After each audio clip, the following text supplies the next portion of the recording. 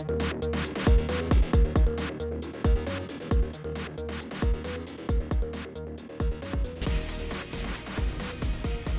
everybody, Ian, Starship Adventures. I just want to do a quick video today.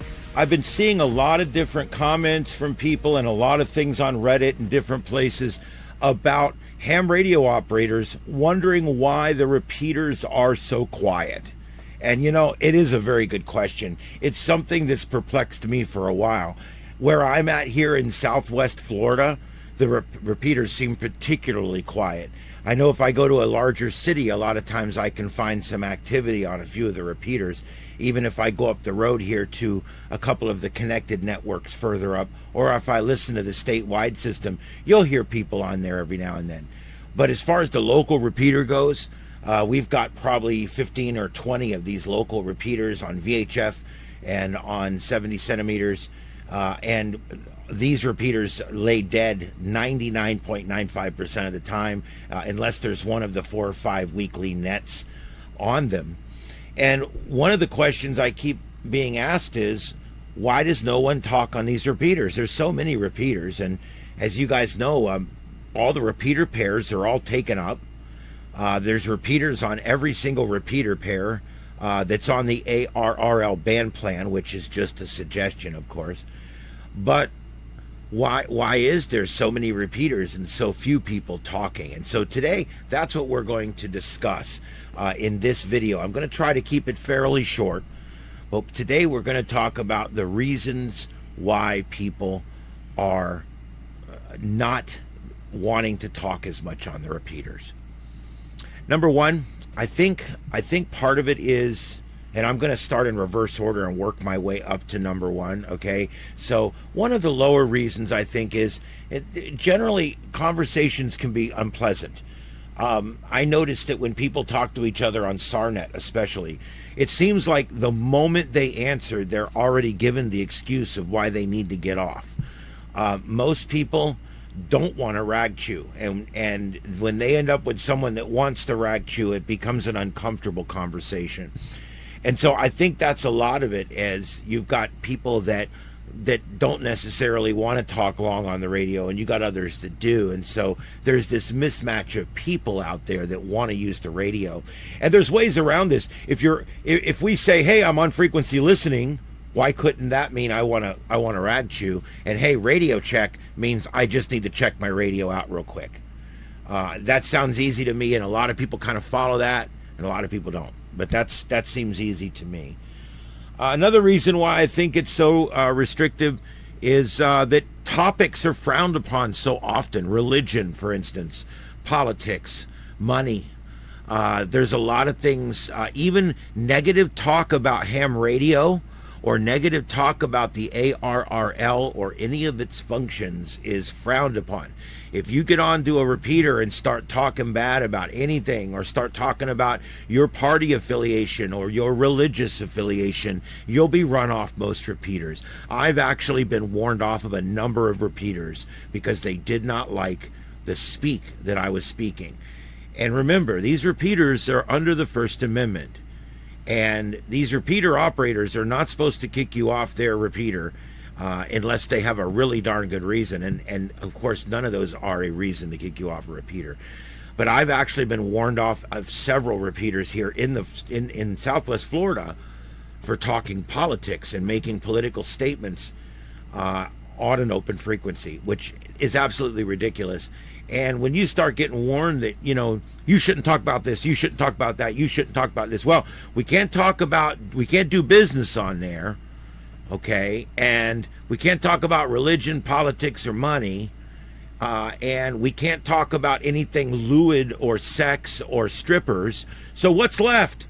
Seriously, folks. I mean, you've got this to the point where you want people to go on there and talk, and you've limited down what they can talk about so much. Why bother going? So, I mean, you have to look at it that way. What do we talk about? You know what everybody talks about? The radio they're talking on. Hey, I'm on a Kenwood 235 Alpha. I don't care, okay? I'm on a Beofung. Anyway, the point is I think that's what makes it unpleasant for some people.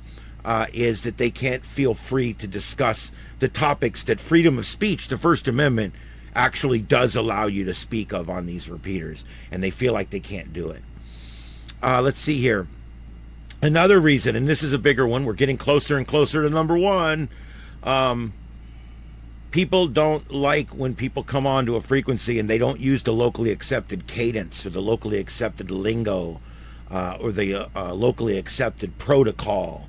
You know, it's like here, they key up and say net control, and then they release it, and then they key back up again.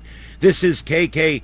Well, that's fine, but most people around the country don't do that. And when you come here and you don't do that, they get all grumpy with you on there. We like to say net control, and then we come back. It's like, oh my God, okay, you know, I didn't read the policy before I took part in the net. It's just ridiculous. And that's why a lot of people, they don't know. They're new ham radio. Number one reason ham radios don't talk on the radio, they don't know what to say or how to say it, and they're afraid they're going to get in trouble. And whose fault is that? It's our fault. It's all of us for making them feel that way. Ham radio can be used like a telephone. You don't have to get on there like it's the fire radio or the police channel. It's not even the district school buses, for Christ's sake. Okay? It's ham radio. Just get on there and say, hey, Bob, you there? And then give your call sign. It's that simple. Do I call first or do they call first? I was warned that I was actually told you should give their call sign first and then your call sign first. And then a month later, I was told it was the other way around on the same channel. So I get real sick of that. And that's why people don't use the repeaters. People are literally run off the repeaters for stuff like that. Another reason, people are very, very critical of your signal, your call, your volume, your clarity, full quieting, for instance. And that ends up being what most people talk about. And here's something that happens, unfortunately, when people begin to talk about their sound quality, their radio quality, this and that. It seems like everybody's constantly being critical of everyone's radios, and that's what everybody can afford. You know, I heard somebody the other day say, well, you're breaking up pretty bad. What are you using? Well, I'm using a Beofung UV5R. And the guy responded back, that figures. There's just no need for that, okay? Everybody starts with a Beofung UV5R. Mine's sitting right over there. The one I started with, my starter radio. Okay, and I just the frequency shaming and the radio shaming and all that, just it doesn't help anybody, and I think people are way too critical over signal quality, audio quality, and things like that. And finally, that brings me to what I believe is the number one reason that people don't use the ham radio repeaters more, and that's radio Nazis. That's your frequency Karens that are patrolling the frequencies to make sure. And I got to admit, this has actually gotten better just in the 3 or 4 years I've been doing this. This has actually gotten a little bit better around here. A few of the grumpy old guys have died off, and we actually have some peace and quiet now sometimes on the radio. But that's the biggest thing. You get these radio Nazis. In the old days, they were called OOs. They were basically frequency narcs. They were band Gestapos, and they would patrol the bands and listen to the nets. We had one here locally. I won't mention his name. He's no longer with us, and we're better off for it. And he actually used to call and warn us on the net over and over again. He would run an egg timer on each of us to make sure that we identified at least once every 10 minutes. And he would warn me over and over and over as net control. He would mail blue crystals to people in the mail if they stayed on a repeater too long. He mailed you an egg timer in the mail. They'll send you an egg timer that's set for 10 minutes. And you need to start using that because you got to identify every 10 minutes. And they would just freak out about it and run us off the net. I started a radio net here locally, and I ended it because of that man and because of him constantly harassing us and dressing us down and telling us what to do. I finally told him off on the radio, and I didn't go back on. And I do a lot of HF. I don't talk much on our local repeaters. I do have a couple of nets I talk on locally because those are ones that most of this club here is not involved with. But the truth is we don't need these Karen Gestapos, these frequency Karens, the radio Nazis, whatever you want to call them. Okay? We don't need them. All the FCC cares about is you throw your call out every now and then so that people know who's on there in case there's interference. And if you're called and told you're interfering, stop doing it. And if you're purposely interfering, you can get in trouble for that. But it's not... What these people were always on our ass about was not intentional interference. It was not the fact that we were doing anything wrong other than we had gone 12 minutes without identifying instead of 10. Which in the grand scheme of things, if we're not causing any interference anyway, it's a moot point. The FCC does not come after people unless there's malicious intent to cause harm. But these guys were on our ass all the time. And that's why people don't get on these frequencies. And then we get us to the next thing I want to talk about real quick before we end tonight. And that's frequency hoarding. All these guys that are 90 years old got their call signs all over all these repeater pairs, and many of them are sitting at ground level. They're just holding up space. Several of them here in town don't even work, but don't you dare touch those frequencies.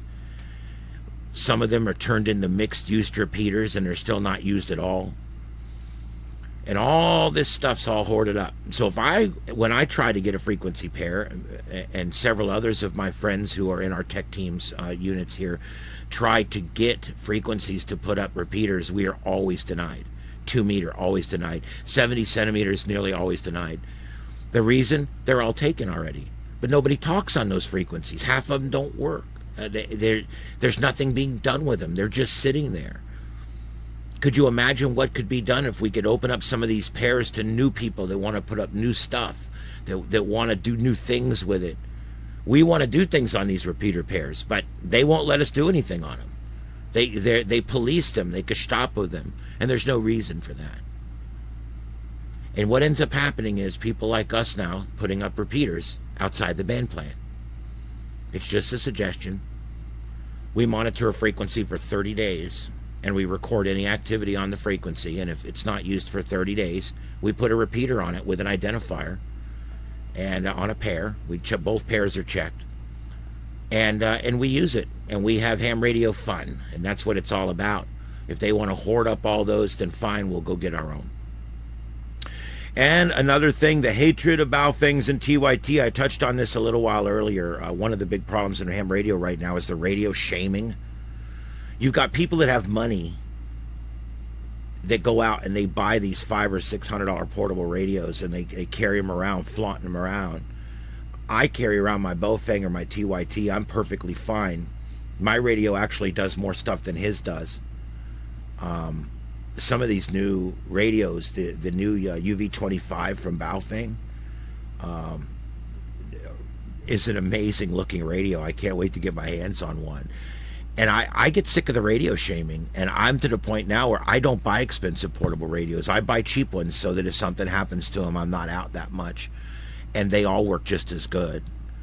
And all I got to say is that Beofung and TYT are helping to save what's left of ham radio here by putting inexpensive options in people's hands. And that is a really good thing. And so when I hear things about Beofung ruining ham radio, it's actually quite the opposite. You're wrong. It's quite the opposite. Okay? The overpriced ham radio market is part of the problem. That's what was part of the problem. We're fixing part of that. The Chinese radio market is now getting into HF radios, and I can't wait. I've got a Yaesu and I got a ICOM, and I love them both. But I can't wait to see what the Chinese offerings are going to be from TYT or Beofung or Radioddity on HF radios. So that's going to be fun. And finally, the bottom line, why the bands are so dead. The people.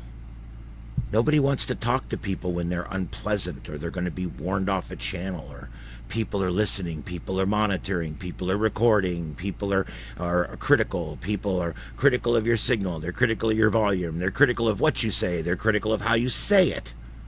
Think about that. Ham radio people are some of the most critical people you'll ever run into. And when you talk to them, they're critical about everything. About your signal, about your verbiage, about your cadence. Have you ever heard an NTS traffic session where they're giving traffic back and forth? They love to correct each other. I will listen to the same guys correct each other all morning long. No, that was a checksum 3 after numerals 21 alpha. And I'm thinking, oh my God. They literally have a club where they sit around and correct each other. That's literally what it is. So if you want to know what's wrong with ham radio, why it's so quiet, it's the people. So many people are jerks for so many different reasons. Just get on there and talk and have fun. Find people to talk to. Find new friends in ham radio and get them a radio and talk to them on it.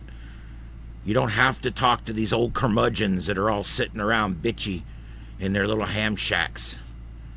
Find something to do, find something fun and do it. FT8, FT4, HF phone. There's so many good things out there besides your local repeaters. If you've got a tech license, go get your general. It's not much harder than your tech. It's just another 300 questions you got to memorize the answers on, okay? Go get your general, get on HF, get away from these jerks in your local town that are like that on the radio. And there you go. And that's my advice. All right, guys, there you go. And all I can say is throw your call sign out there. All right? Say on frequency listening. If you want a radio check, say you want a radio check and then say thank you and be done with it.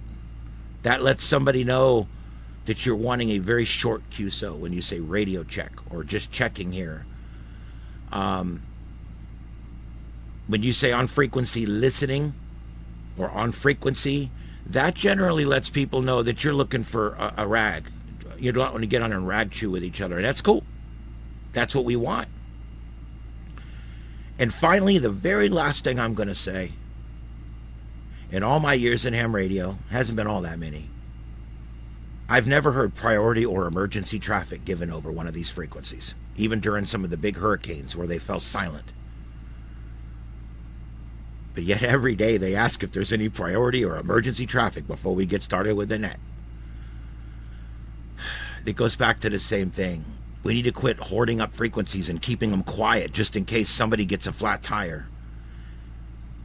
I don't understand. I've never understood the whole we got to keep this clear for emergencies thing. It's a hobby. Have fun with it. Get on there and talk to somebody. My Lord. There you go. I hope you guys enjoyed it. This is why the repeaters are so quiet. To do your part, be nice to everybody you talk to and get on the repeaters more and talk. That's how you fix it. That's all. That's how you fix it.